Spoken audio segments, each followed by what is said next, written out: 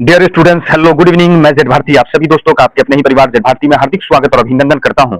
दोस्तों, आज का ये 9 से 10 मिनट का सेशन इंडियन ज्योग्राफी के उन 64 प्रश्नों पर आधारित होगा जो बार बार एग्जामिनेशन में पूछे जाते हैं। दोस्तों, आज के इस छोटे से सेशन में हम एमसीक्यू फॉर्मेट में रॉस द्वीप, नील द्वीप, हैवलॉक द्वीप का परिवर्तित नाम जानने की कोशिश करेंगे। तो वहीं भारत की सीमा सर्वाधिक किस देश से लगती है एवं न्यूनतम किस देश से लगती है। इसी तरह हम जानेंगे कैप कोमोरिन की स्थिति को। इसी तरह हिमालय की प्रमुख पर्वत श्रेणियों को जानने की कोशिश करेंगे। तो चलिए प्रश्न की शुरुआत करते हैं बिना किसी ताखिर के। बताइए, रॉस द्वीप, नील द्वीप और हैवलॉक द्वीप का परिवर्तित नाम क्या है? बताइए। सही ऑप्शन हो जाएगा मेरे दोस्तों, option B is the right answer. Ross द्वीप को नेताजी सुभाष चंद्र बोस नाम से पुकारा जाने लगा है। इसी तरह नील द्वीप को शहीद द्वीप, इसी तरह हैवलॉक द्वीप को स्वराज द्वीप के नाम से जाना जाने लगा है। इसे आप ध्यान में रखिएगा, काफी इंपॉर्टेंट है। और ये सारे के सारे प्रश्न जो है एनसीईआरटी बेस्ड है, एक भी इधर उधर से नहीं है। देखिए, अगला प्रश्न है, हिमालय की पर्वत श्रेणी का उत्तर से दक्षिण सही क्रम क्या हो जाएगा? उत्तर से दक्षिण सही ऑप्शन होगा, option B is the right answer. Karakoram, Ladakh, Zanskar, Pir Panjal, धौलाघर, Shivalik. आप इस सीरीज को याद रखेंगे।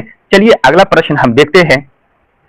अगला प्रश्न है, बताइए हिमालय की सबसे उत्तरी पर्वत श्रेणी कौन सी है? सबसे उत्तरी पर्वत श्रेणी कौन सी है? बताइए। सही ऑप्शन हो जाएगा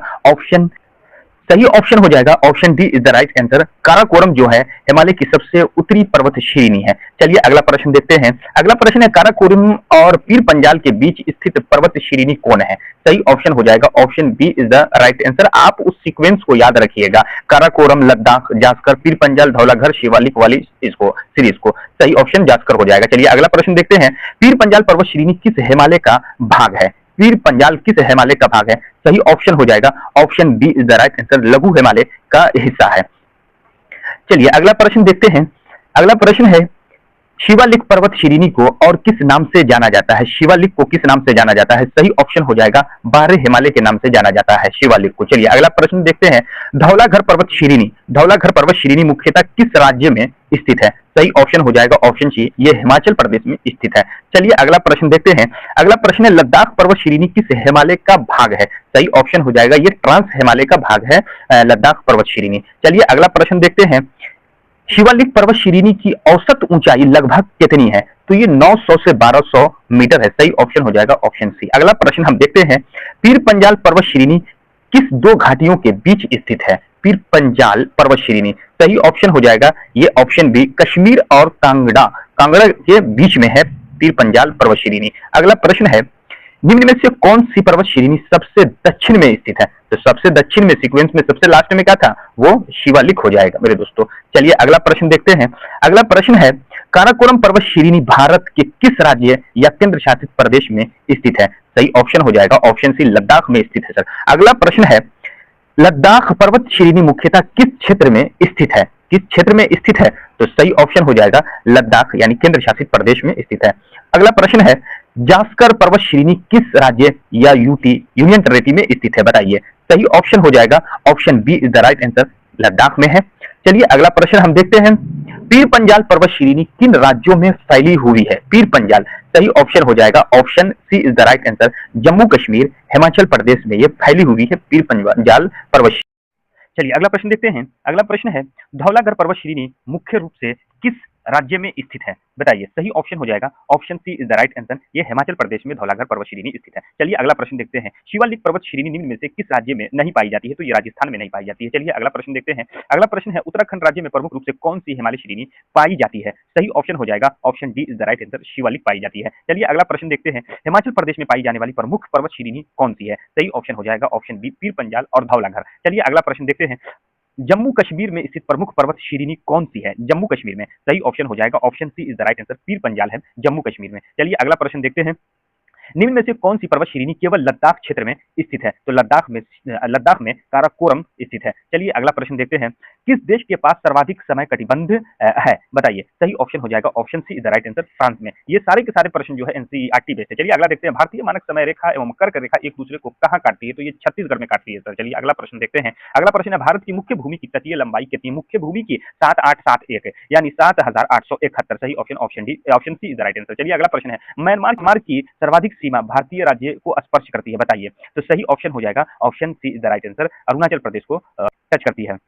जनसंख्या की दृष्टि से भारत का विश्व में कौन सा स्थान है? तो ये दूसरा है एनसीईआरटी के अकॉर्डिंग, जबकि अभी एक नंबर पर है जनसंख्या की दृष्टि से भारत। चलिए अगला प्रश्न देखिए, असम की सीमा कुल कितने राज्यों अथवा केंद्र शासित प्रदेश से स्पर्श करती है? तो ये 7 राज्य और यूनियन टेरिटरी से स्पर्श करती है। तो चलिए अगला प्रश्न देखते हैं, रॉस द्वीप, नील द्वीप और हैवलॉक द्वीप का परिवर्तित नाम क्या है? बताइए। सही ऑप्शन हो जाएगा मेरे दोस्तों, option B is the right answer. Ross द्वीप को नेताजी सुभाष चंद्र बोस द्वीप कर दिया गया है। इसी तरह नील द्वीप को शहीद द्वीप और हैवलॉक द्वीप को स्वराज द्वीप। काफी इंपॉर्टेंट है मेरे दोस्तों। चलिए अगला प्रश्न देखते हैं, भारत किस जल संधि द्वारा श्रीलंका से पृथक हुआ? तो ये पाक जल मरुमध्य के द्वारा हुआ, पृथक हुआ। चलिए अगला प्रश्न देखते हैं, भारत का कौन सा राज्य तीन ओर से बांग्लादेश की सीमा से घिरा हुआ है? तो सर वो त्रिपुरा है। चलिए अगला प्रश्न देखते हैं, अगला प्रश्न है, भारत का अक्षांशीय विस्तार किसके बीच स्थित है? सही ऑप्शन हो जाएगा ऑप्शन बी, 8 डिग्री 4 मिनट से 37 डिग्री 6 मिनट उत्तर। प्रश्न है, ग्रेट या महान चैनल किनके बीच स्थित है? सही ऑप्शन हो जाएगा मेरे दोस्तों, option B is the right answer. Sumatra एवं निकोबार के बीच स्थित है। चलिए अगला प्रश्न देख, चलिए स्ट्रेट किन दो देशों के बीच स्थित है? तो भारत एवं श्रीलंका के बीच है। चलिए अगला प्रश्न देखते हैं, अगला प्रश्न है, माहिम क्रीक कहाँ स्थित है? तो ये मुंबई में स्थित है सर। चलिए अगला प्रश्न देखते हैं, अगला प्रश्न है, कच्छ की खाड़ी किस राज्य में स्थित है? तो कच्छ की राज्य पश्चिमी गुजरात में स्थित है। चलिए अगला प्रश्न देखते हैं, खंबात की खाड़ी किन नदियों का मुहाना है? तो सही ऑप्शन है नर्मदा एवं ताप्ती का खंबात की खाड़ी जो है ये मुहाना है। चलिए अगला प्रश्न देखते हैं, लक्षद्वीप सागर किनके बीच स्थित है? Option C is the right answer, Lakshadweep और मालाबार तट। चलिए अगला प्रश्न देखते हैं, मन्नार की खाड़ी किनके बीच स्थित है? सही ऑप्शन हो जाएगा option B is the right answer, दक्षिण पूर्वी तमिलनाडु और श्रीलंका के बीच है। चलिए अगला प्रश्न देखते हैं, कोको स्ट्रेट किनके बीच स्थित है? कोको से सही ऑप्शन हो जाएगा कोको द्वीप और उत्तरी अंडमान के बीच में है। चलिए अगला प्रश्न है, दक्कन पास किनके बीच स्थित है? दक्कन पास किनके बीच स्थित है? सही ऑप्शन हो जाएगा, सही ऑप्शन हो जाएगा दक्षिण अंडमान और लघु अंडमान के बीच। चलिए अगला प्रश्न है, अगला प्रश्न है, बताइए कि 9 डिग्री चैनल जो है किनके, भारत की अंतरराष्ट्रीय सीमा को हम देखेंगे। बताइए भारत की सबसे लंबी स्थलीय सीमा किस देश के साथ है लगती है? सही ऑप्शन हो जाएगा ऑप्शन डी, बांग्लादेश के साथ। चलिए अगला प्रश्न देखते हैं, भारत चीन सीमा को किस नाम से जाना जाता है? तो भारत और चीन सीमा को मैकमोहन रेखा के नाम से जाना जाता है। चलिए अगला प्रश्न देखते हैं, अगला प्रश्न है, रेड क्लिफ रेखा भारत को किन देशों से अलग करती है? तो भारत, बांग्लादेश और पाकिस्तान, बांग्लादेश और पाकिस्तान से अलग करती है। चलिए अगला प्रश्न देखते हैं, भारत पाकिस्तान सीमा की लंबाई, कुल लंबाई कितनी है? भारत 33 याद रखिएगा। चलिए अगला प्रश्न देखते हैं, अगला प्रश्न है, भारत नेपाल सीमा की लंबाई लगभग कितनी है? भारत और नेपाल की 1751। चलिए अगला प्रश्न देखते हैं, अगला प्रश्न है, भारत म्यांमार सीमा की लंबाई लगभग कितनी है?